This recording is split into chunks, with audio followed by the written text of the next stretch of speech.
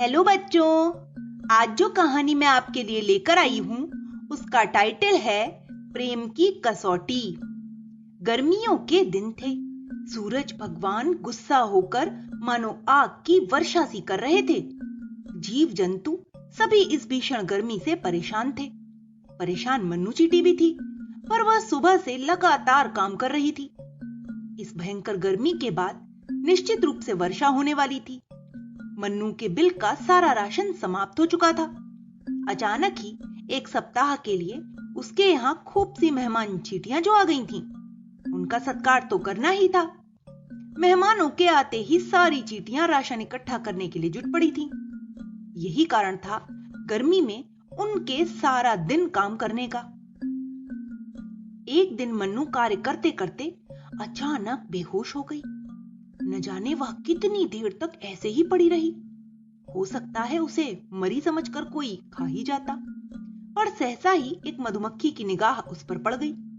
उसने देखा कि सांस चल रही है। मधुमक्खी पल भर में समझ गई कि गर्मी के कारण चींटी बेहोश हो गई है। वह सुबह से ही उसे लगातार काम करते हुए देख रही थी। मधुमक्खी थी बड़ी दयालु। वह झट से गई और अपनी सूंड में पानी भर लाई। चींटी के मुंह में वह बार बार पानी डालने लगी। थोड़ी देर में मन्नू को होश भी आ गया। आंखें खुली तो उसने देखा कि उसके सिरहाने एक मधुमक्खी बैठी है। वही पानी पिला रही है। कृतज्ञता से मन्नू की आंखों में आंसू भर आए। मधुमक्खी का हाथ अपने हाथ में पकड़कर वह बोली, बहन, तुमने मुझ अपरिचित की सहायता की है, प्राणों की रक्षा की है। मैं हृदय से तुम्हारी कृतज्ञ हूं। दत्त पगली, हंसते हुए मधुमक्खी कहने लगी, दुखियों की सेवा सहायता तो सभी को करनी चाहिए। उसमें परिचय अपरिचय का भेद कैसा? जो दीन दुखी असहाय को सामने देखकर भी उसकी सहायता करने से झिझकता है, पहले परिचय अपरिचय के रिश्ते ढूंढता है, वह नीच है, दुष्ट है। मधुमक्खी के ऊंचे विचार सुनकर चींटी गदगद हो गई। वह कहने लगी, बहन, सदा ही तुम्हारे यह सद्विचार बने रहे। तुम ऐसे ही सदैव पीड़ितों की सहायता करती रहो। अभी तुम थकी हुई हो, ज्यादा मत बोलो। ऐसा कहकर मधुमक्खी ने चींटी को चुप करा दिया। फिर वह थोड़ा सा शहद उसे देते हुए बोली, लो, झपट इसे खा लो, जल्दी ही ठीक हो जाओगी। मन्नू चींटी प्रसन्नता और कृतज्ञता से भर उठी। उसने धीरे धीरे शहद खाया। वह बड़ा ही मीठा और स्वादिष्ट था। उसे खाकर मन्नू जल्दी ही स्वस्थ हो उठी। फिर मन में कुछ सोचते हुए वह मधुमक्खी से बोली, बहन, क्या आज से तुम मेरी मित्र बनोगी? मधुमक्खी स्वयं ही मन्नू से उसके श्रम से बड़ी प्रभावित थी और उसे मित्र बनाना चाहती थी। वह अच्छी तरह जानती थी कि हम जैसे व्यक्तियों के साथ रहते हैं, धीरे धीरे वैसे ही बनते चले जाते हैं। इसलिए सदा अच्छे व्यक्तियों को ही मित्र बनाना चाहिए। वह हंसते हुए बोली, बनेंगे क्या, बन ही गए। चलो इसी उपलक्ष्य में तुम्हारी दावत हो जाए। और हाँ, अपना नाम तो बताना ही भूल गई, मुझे रानी कहते हैं।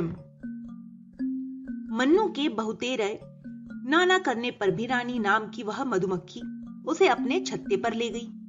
वहां अनेक मधुमक्खियों ने उसका स्वागत किया। चलते समय उन्होंने मन्नू को ढेर सा शहद दिया। अब मन्नू और रानी नित्य प्रति मिलती थीं। उनकी मित्रता धीरे धीरे घनिष्ठ होती चली जा रही थी। वे निसंकोच एक दूसरे से अपने सुख दुख की बातें करती, एक दूसरे से सलाह लेती। सच्चा मित्र सही सलाह देकर मित्र का उपहार ही करता है। रानी प्रायः ही मन्नू को रोज शहद लाकर देती, ताजा और स्वादिष्ट शहद। मन्नू को रोज रोज शहद लेते शर्म आने लगी, पर रानी, तुम्हें मेरी कसम, बहन, यह तो तुम्हें लेना ही होगा, ऐसा कहकर उसे शहद खिला ही देती। एक दिन मन्नू ने कहा, तुम तो रोज रोज ही मुझे शहद खिलाती हो, पर मैं तुम्हें कुछ भी नहीं दे पाती। क्या यह अच्छा लगता है? रानी गंभीर होते हुए बोली, देखो बहन, मित्रता व्यापार नहीं होती। तुम मुझे सच्चे हृदय से प्यार करती हो, वही मेरे जीवन की सबसे बड़ी उपलब्धि है। घबराती क्यों हो? कभी तो समय आएगा ही जब तुम्हें मेरे लिए कुछ करने का अवसर मिलेगा। इन छोटी छोटी चीजों के लेन देन में भला क्या रखा है? और जल्द ही वह अवसर भी आ गया। एक दिन संध्या के झुटपुटे में थकी हुई मन्नू पेड़ के नीचे विश्राम कर रही थी। उसी पेड़ पर रानी का छत्ता था। कुछ ही देर बाद मन्नू ने देखा कि वहां दो आदमी आकर खड़े हुए हैं। उनके हाथ में डंडे थे। वे बार बार रानी के छत्ते की ओर इशारा करके कुछ कह रहे थे। मन्नू पल भर में ही सारी बातें समझ गई। वह वहां से तुरंत तेजी से दौड़ी और अपनी पूरी सेना बुला लाई।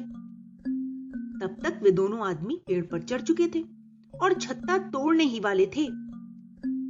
सैकड़ों चींटियां उन आदमियों के शरीर पर चढ़ चढ़कर जोरों से काटने लगीं। वे उछल कूद करके तंग आ गए, पर चींटियां थीं कि उनके शरीर पर यहां वहां लगातार चढ़ ही चली जा रही थीं। अरे बाप रे, चींटियों ने हमें घेर लिया है। यहाँ हम कहाँ आकर फंस गए हैं? कहकर वे दोनों आदमी अपना अपना शरीर झाड़ते हुए वहां से कूद पड़े। आदमियों की चीख पुकार से तब तक रानी और उसकी मधुमक्खियां भी जाग गई थीं। वे सभी की सभी उन आदमियों पर टूट पड़ी। मन्नू ने उन्हें सारी बात बता दी थी। मधुमक्खियों ने उन मनुष्यों को खूब काटा और दूर तक पीछा किया, जिससे वे वहां दोबारा आने की बात सोच भी ना सकें। संकट की स्थिति दूर हो जाने पर रानी ने मन्नू को गले लगा लिया। फिर चैन से बैठकर उसने मन्नू से सारी बातें पता की।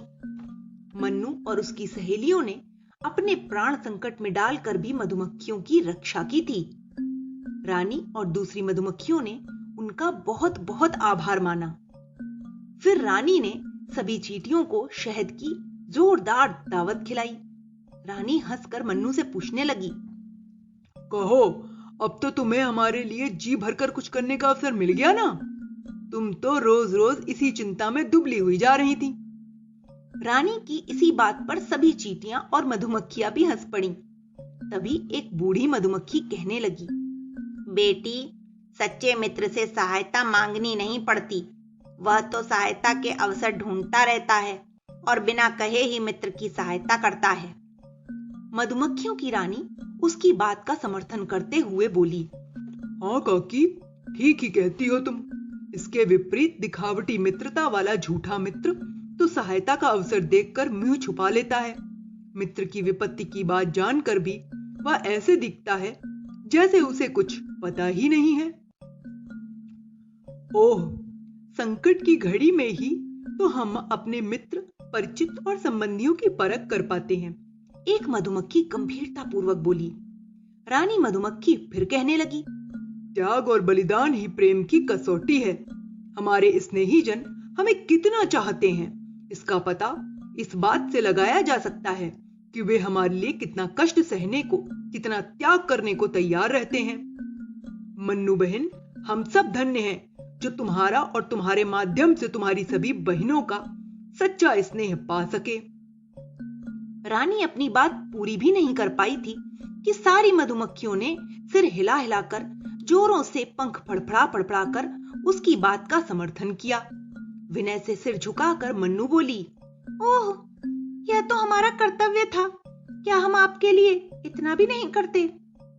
इस पर रानी कहने लगी, संकट की घड़ी ने हमारी मित्रता को और अधिक निखार दिया है। फिर से एक बार सभी मधुमक्खियों ने कृतज्ञता व्यक्त की और मन्नू तथा उसकी सहेलियों की प्रशंसा करते हुए वे अपने छत्ते की ओर बढ़ चली। तो बच्चों, इस कहानी से हमें यह शिक्षा मिलती है कि हमें हमेशा दूसरों की सहायता करने के लिए तत्पर रहना चाहिए। यही हमारा कर्तव्य है और यही मानवता की सबसे बड़ी कसौटी है। Okay, bye.